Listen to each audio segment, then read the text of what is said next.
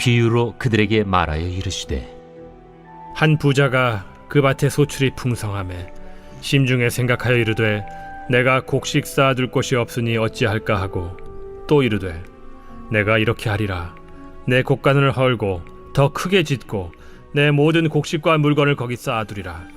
또 내가 내 영혼에게 이르되 영혼아 여러 해 쓸 물건을 많이 쌓아두었으니 평안히 쉬고 먹고 마시고 즐거워하자 하리라 하되 하나님은 이르시되 어리석은 자여 오늘 밤에 내 영혼을 도로 찾으리니 그러면 내 준비한 것이 누구의 것이 되겠느냐 하셨으니 자기를 위하여 재물을 쌓아두고 하나님께 대하여 부요하지 못한 자가 이와 같으니라.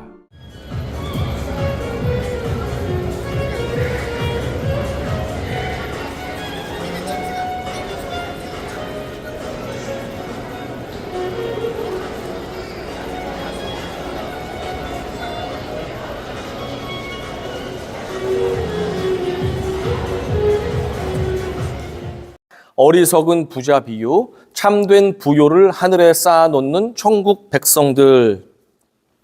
1888년 아침 프랑스에 머물고 있었던 스웨덴 사람 알프레드 노벨이 신문을 보다가 깜짝 놀랐습니다.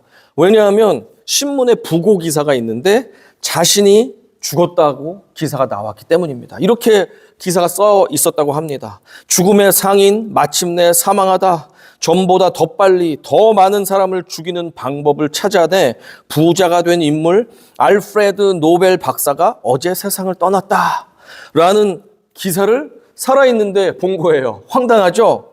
충격을 받았습니다. 사실은 자신의 형인 루드비히 노벨이 죽은 건데 자기가 죽은 것으로 착각을 했습니다. 자기가 유명한 사람이니까.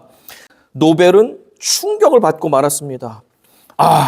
나는 다이너마이트를 발견해서 광산이나 건설 현장에 있던 인간들의 수고를 덜어주려고 그렇게 다이너마이트를 개발해서 발명을 해냈는데 이것을 전쟁의 도구로 인간들이 사용해가지고 자신을 학살자라고 오명을 붙이니까 너무 괴로웠던 것입니다. 노벨이 스스로 그래서 물었습니다.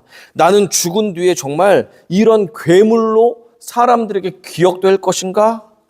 고민과 고민을 하면서 그는 시간을 보내게 되었고 이 부고 기사가 노벨의 인생을 바꾸게 되었습니다. 그래서 몇 년 뒤에 그는 고민하다가 유언장에다 이렇게 작성을 했는데 이제 내가 죽고 나면 내 재산을 세상에서 가장 유용하고 탁월한 발견을 한 물리학자, 화학자, 생리학자, 의학자, 문학가 그리고 평화를 위해서 헌신한 그 사람에게 상금을 수여해 주세요 라고 하면서 재단을 만들고 그 상을 주게 되었는데 그 상이 세계 최고의 권위를 가진 노벨상이 되겠습니다. 그 자기가 살아있을 때 부고 기사가 잘못 난 것을 통해서 노벨이 깨닫게 되었고 내가 이렇게 세상에 파괴자로서 이름을 남기는 것이 아니라 세상을 유익하게 한 사람으로 이름을 남겨야 되겠다라고 하고 전 재산을 노벨상에 기증을 하게 된 것입니다. 예수님께서 한 부자 이야기를 제자들과 무리들에게 전해주셨습니다. 어느 부자가 대규모의 농사를 지어서 큰 풍년을 내었다는 것입니다. 그리고 나서 그가 큰 풍년 곡식 앞에서 생각을 했습니다. 17절, 18절입니다. 시작. 심중에 생각하여 이르되 내가 곡식 쌓아둘 곳이 없으니 어찌할까 하고 또 이르되 내가 이렇게 하리라 내 곡간을 헐고 더 크게 짓고 내 모든 곡식과 물건을 거기 쌓아두리라. 지금 생각한 것을 보면 어떻습니까? 내가 이렇게 하고 내가 저렇게 하고 내가 I 라고 하면서 오직 자기만을 바라보면서 이 크게 얻은 부유함에 대해서 어떻게 해서 쓸까 고민하고 있습니다. 그런데 이런 생각은 현대인들도 하고 있습니다. 현대인들도 물질의 여유가 생겼습니다. 그러면 어떻게 합니까? 이것의 물질을 관리하고 더 크게 불어나게 하기 위해서 어떤 사람들은 창고도 지어서 그 물건들을 보관도 합니다. 어떤 사람들은 은행에 넣어서 이것을 이자를 받기도 합니다. 어떤 사람들은 주식을 사서 금액을 늘리려고 합니다. 코인 투자를 하기도 합니다. 그리고 부동산을 사서 이 재물을 크게 부풀리려고 노력합니다. 재산을 관리하고 더 증식시키려고 현대인들도 합니다. 이 2000년 전에 부자도 그렇게 했다라고 예수님이 말씀합니다. 그런데 그것은 문제가 아닌데 문제는 이것입니다. 이 부자의 모든 관심은 오로지 내 자신, 내가 어떻게 이 부유함을 잘 부풀리고 챙겨서 나를 위해서 유익하게 살까? 오로지 그것에만 관심이 있어요. 그 이후에 영원한 삶이 있는데도 그의 관심은 이 세상에서 내가 이 부유함을 어떻게 잘 늘리고 누릴까 하는 것에만 관심이 있는 것이 예수님께서 문제이다라고 지금 말씀하고 계십니다. 하나님 시선에서 생각해 볼까요? 영원을 살고 계시는 하나님 입장에서 인간의 인생을 보면 어떻습니까? 하루살이와 비슷합니다. 그리고 한 달 정도 사는 매미와 비슷합니다. 여름밤에 시끄럽게 울어대다가 짝짓기를 마치고 그냥 죽어버리는 매미와 비슷한 것이 영원을 사는 하나님의 시선과 입장에서는 인간은 굉장히 유한한 존재일 뿐입니다. 그런데 인간들이 착각하기를 나는 영원히 살 것 같아. 나에겐 죽음이 없을 것 같아. 나에겐 끝이 없지. 내가 이 모든 것을 끝까지 누려보리라 라고 하는 생각을 하며 나나나 생각하다가 갑자기 하나님이 야, 너 그만 살아 라고 종말을 말씀하시면 다 내려놓고 돌아가는 것이 인생입니다. 19절에서도 이 부자가 이렇게 말하고 있습니다. 시작. 또 내가 내 영혼에게 이르되 영혼아 여러 해 쓸 물건을 많이 쌓아두었으니 평안히 쉬고 먹고 마시고 즐거워하자 하리라 하되 계속적인 이기적인 생각들, 나만을 위한 생각들이 하나님께서 사실은 나에게 물질과 재능과 시간을 맡겨주신 것은 하나님의 선한 일을 이 땅에서 하다가 너도 영혼의 구원을 받고 많은 사람들에게 하나님의 은혜를 전하다가 같이 천국에 오라는 의미로 우리를 그렇게 물질도 주시고 시간도 주시고 건강도 주셨는데 이 물질, 이 시간, 이 건강을 나만을 위해서 어떻게 잘 쓸까 골몰하다가 갑자기 하나님께서 부르시면 다 내려놓고 갈 수밖에 없는 인생이 우리들임을 주님은 말씀해 주고 계십니다. 인간의 본성은 큰 명예나 물질적인 성공 이런 것들을 누리기 시작할 때 인간은 교만해지기가 쉽습니다. 사람들이 야, 너 대단하다, 부럽다 하니까 정말로 내가 뛰어나고 잘나서 이렇게 잘된 것 같이 착각을 하게 되고 자기를 높이기 시작합니다. 그렇게 되면 이 모든 성공과 부귀, 영화와 인기는 내가 잘난 덕분이지, 내가 좋아서 한 것이야, 내가 잘나서 다 이룬 것이야 라고 착각하게 되고 이것이 마치 끝이 없을 것 같이 영원할 것 같이 생각하기가 너무나도 쉽습니다. 그런데 인간은 어떤 존재입니까? 당장이라도 오늘 밤에 주님이 너 나와 같이 가자 라고 이 세상을 종결시키면 거부할 수 없이 주님께 따라갈 수밖에 없는 나약한 존재가 인간입니다. 그렇기 때문에 인간은 이 사실을 인정하고 언제든지 아버지께서 나를 부르면 모든 이 세상에 관여하고 내가 관심 갖고 애를 쓰고 집중했던 모든 것들을 다 손을 털고 일어나서 주님을 따라가야 되는 존재임을 깨달을 때 우리는 하나님 앞에서 이것을 라틴어로는 코람 데오라고 하죠. 하나님 앞에서 코람 데오의 정신을 가지고 우리가 살아가야지만 초심을 잃지 않고 물질과 내가 누렸던 풍요로움에 집중되지 않고 그것에 빠져들지 않고 하나님과 영혼을 향해서 바라보면서 살아갈 수가 있게 되는 것입니다. 이 세상에는 순서대로 옵니다. 나는 몇 년도에 왔고 내가 형이야, 내가 둘째야, 나는 막내야, 아유 내가 선배고 내가 후배야. 인생에는 순서가 있지만 돌아갈 때는 어떻습니까? 올 때는 순서가 있지만 갈 때는 어떻습니까? 순서가 없습니다. 착한 사람이라고 해서 하나님이 조금 더 오래 살아라 하는 것도 없어요. 못난 인간, 못된 인간, 악한 인간이 욕을 먹어가지고 더 오래 사는 경우도 많습니다. 그렇죠? 어떻게 저런 놈이 있지 하는데 부자처럼 떵떵거리며 사는 사람들도 많이 있습니다. 올 때는 순서가 있게 오지만 돌아갈 때는 순서가 없습니다. 하나님이 결정하시는 대로 부르는 대로 그냥 가야 돼요. 아니요, 거부할 수가 없는 것이 우리의 인생입니다. 예수를 잘 믿으면 남보다 오래 삽니까? 그런 것도 아닙니다. 예수를 잘 믿고 하나님께 그렇게 진실되게 살았던 사람들도 하나님이 빨리 오라 그러면 어떤 사람은 20대, 어떤 사람은 3, 40대, 어떤 사람은 5, 60대 아직 손주들하고 즐겁게 시간을 보내야 되는데 이른 나이에 하나님이 진실한 하나님의 사람들을 부를 때가 종종 있습니다. 지금으로부터 10년 전 제가 수원의 광교 신도시라는 곳에서 안디옥 교회의 수석 부목사로 사역을 할 때였습니다.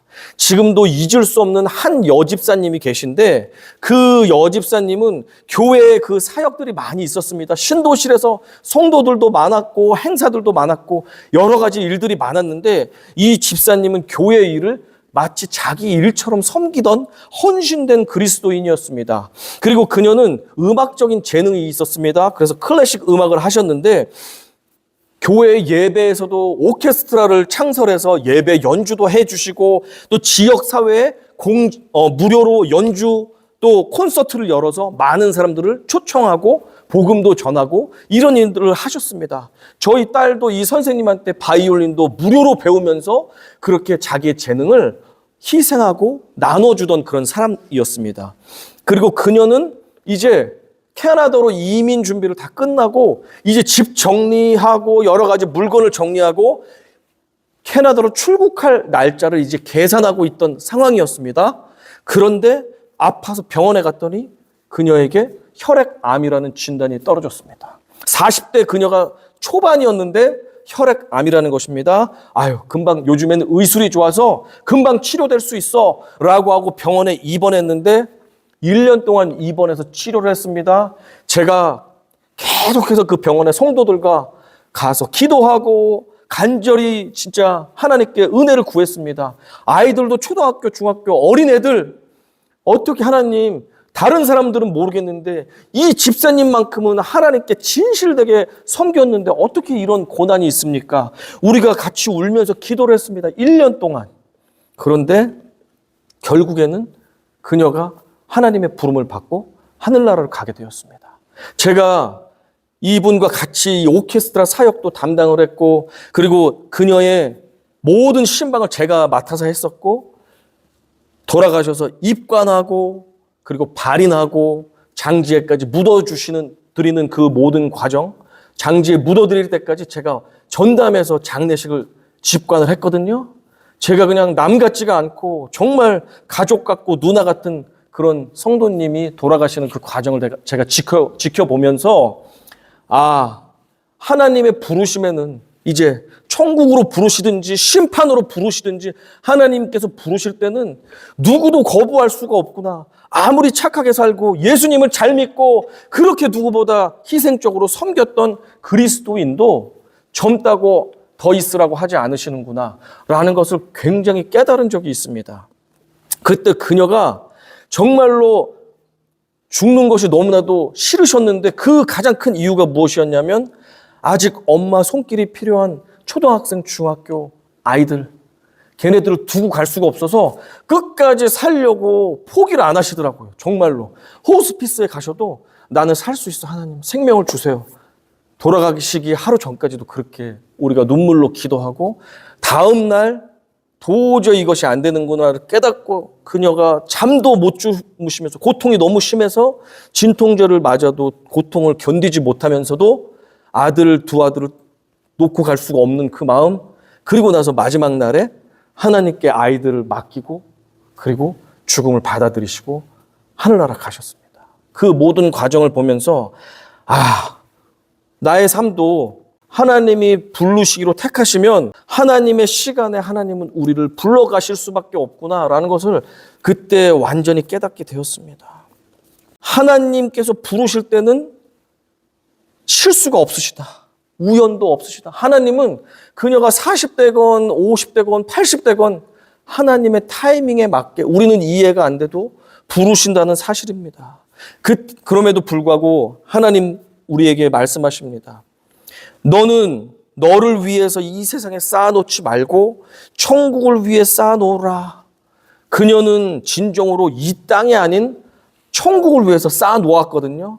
최선을 다해서 교회를 섬기고 진실되게 하나님을 믿고 의지하고 그렇게 희생한 사람이 없었는데 하나님은 말씀하실 것입니다.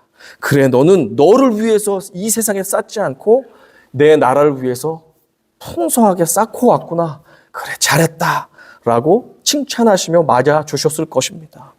본문으로 돌아가 보면 자신의 성공에 도취되어서 자신만을 위해 큰 창고를 짓고 미래의 부귀 영화를 누리려고 계획했던 이 부자 있었죠? 이 부자에게 하나님이 드디어 찾아오셨습니다. 그에게 더 큰 물질과 축복을 주시려고 찾아오신 것이 아니라 야, 이제 이 땅에서 삶이 끝났다. 나하고 같이 가자. 라고 하나님께서 부르시려고 찾아오셨습니다. 만약 그가 그리스도를 제대로 믿은 사람이라면 천국으로 인도해서 가실 것이고 그가 그리스도를 거부했던 사람이라면 아마 우리가 원치 않는 곳으로 데리고 가셨을 것입니다. 20절에서 이렇게 말씀되어 있습니다. 시작. 하나님은 이르시되 어리석은 자여 오늘 밤에 내 영혼을 도로 찾으리니 그러면 내 준비한 것이 누구의 것이 되겠느냐 하셨으니 그렇습니다. 인생의 마지막 날은 예고가 없이 찾아올 것입니다. 어떤 사람은 20년 동안 먹고 싶은 것 안 먹고 입고 싶은 옷도 안 사 입고 갖고 싶은 것도 제대로 갖지 못하면서 지독하게 돈을 모았습니다. 지독하게 돈을 모아서 드디어 내일 새로 들어갈 집, 아주 크고 깨끗하고 고급 집을 계약을 해서 내일 들어가는 날이 되었습니다. 그런데 안타깝게도 이사 바로 전날 밤에 하나님께서 부르셨습니다. 그 사람은 아침에 눈을 뜨지 못해서 결국엔 고생만 하다가 누리지 못하고 하늘나라로 가신 분이 계십니다. 하늘나라로 가신 분이 계십니다. 또 어떤 부부는 경제적인 어려움이 있어서 각각 따로 살면서 직장 생활을 했습니다. 오랜 기간 떨어져 살다가 이제 돈이 모여서 한 집에서 살기로 한 첫날입니다. 새 집으로 이제 함께 살기 위해서 이동하다가 교통사고를 나서 오랫동안 따로 살 수밖에 없었는데 새로 같이 사는 그 첫날 함께 하지 못하고 장례식을 치른 그런 가정도 있었습니다. 제가 잘 아는 어느 여성분은 노모와 함께 시골에서 단둘이 살았습니다. 그런데 어머니가 먼저 병이 들어서 하늘나라에 가셨습니다. 남겨진 딸은 나이가 있으신 딸인데 홀로 시골에서 외로움 가운데 살아가시다가 밤에 하나님의 부르심을 받고 천국에 가신 경우도 있습니다.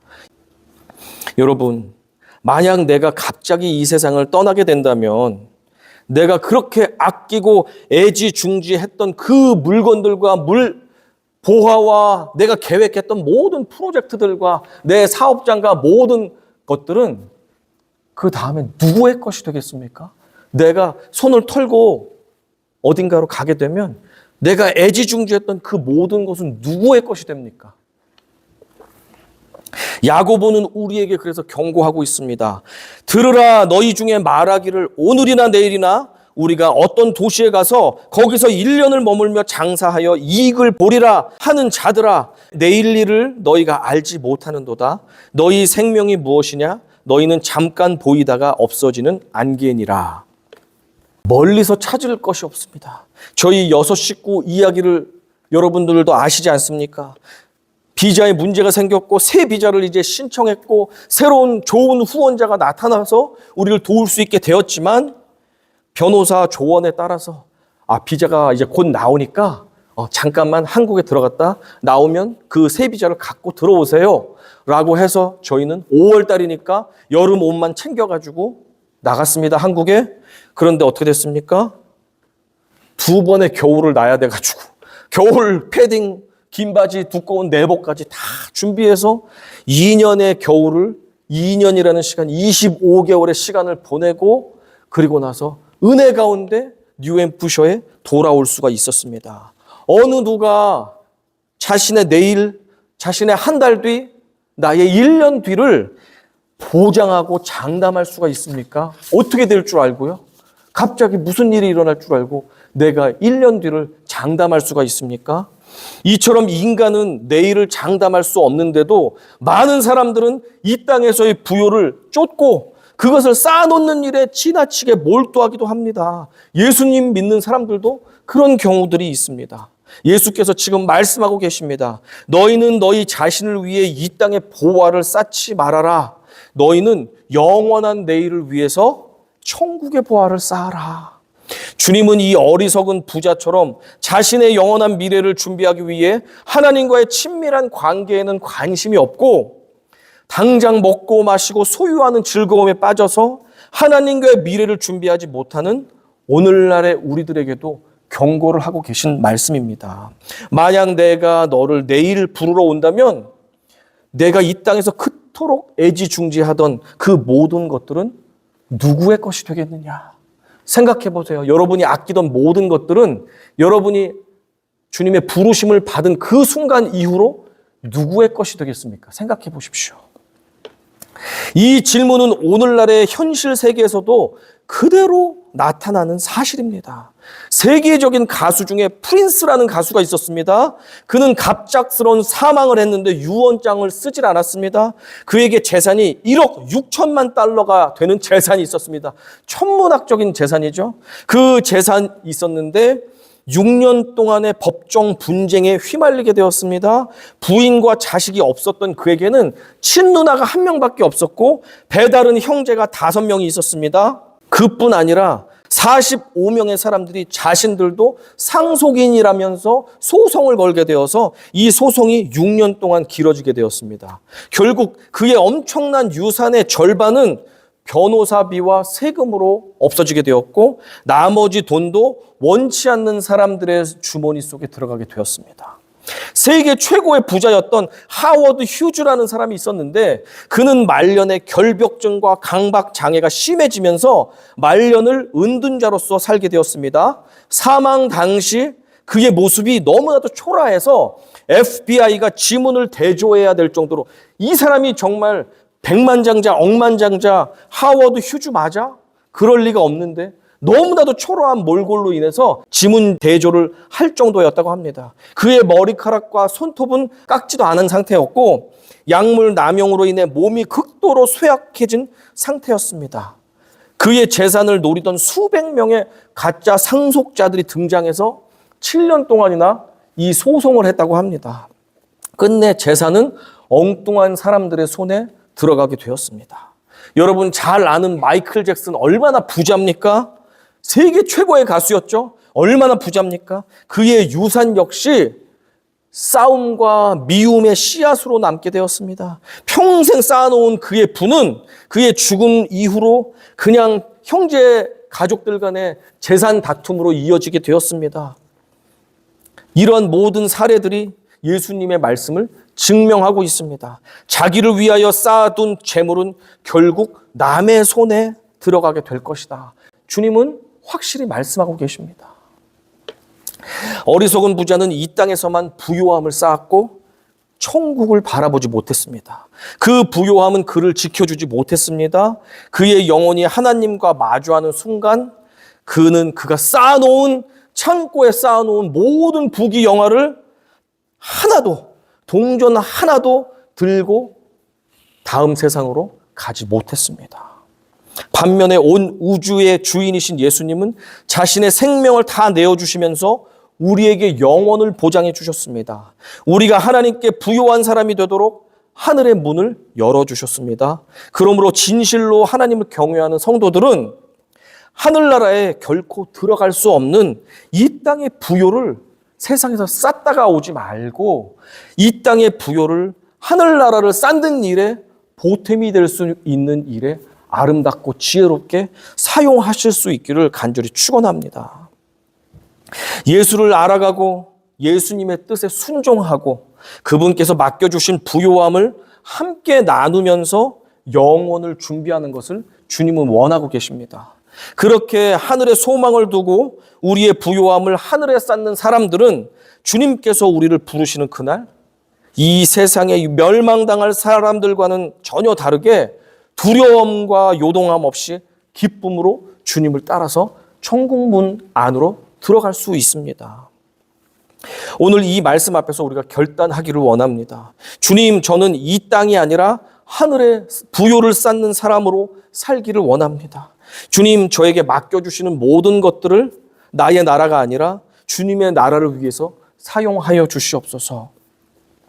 영혼을 준비하는 천국 백성으로 나에게 남겨진 시간이 얼마인지는 모르지만 이게 3년일지 5년일지 10년일지 모르지만 주님의 나라를 위해 내가 천국의 부요를 쌓다가 주님께로 돌아가는 자가 되겠습니다. 그러기 위해서 말씀으로 성령으로 저를 깨닫게 하여 주시고 깨우쳐 주시면 제가 그 말씀대로 순종하며 이 땅의 부요, 이 땅의 시간, 이 땅의 나의 재능, 이 땅에 나의 주신 모든 것들을 하늘나라를 쌓는 일에 그리고 그곳에 함께 하늘나라에 갈 수 있도록 주변 사람들과 같이 나누는 삶을 이제부터 살아갈 수 있기를 소망합니다. 주님 그렇게 도와주시옵소서 라고 고백하는 우리 모두가 되기를 소망합니다. 그럴 때 나만 복받는 것이 아니라 나만 축복받는 것이 아니라 모두가 함께 그 축복을 누릴 수 있는 천국 백성으로 하늘의 부요를 쌓다가 하나님과 함께 천국에서 영원히 살게 되는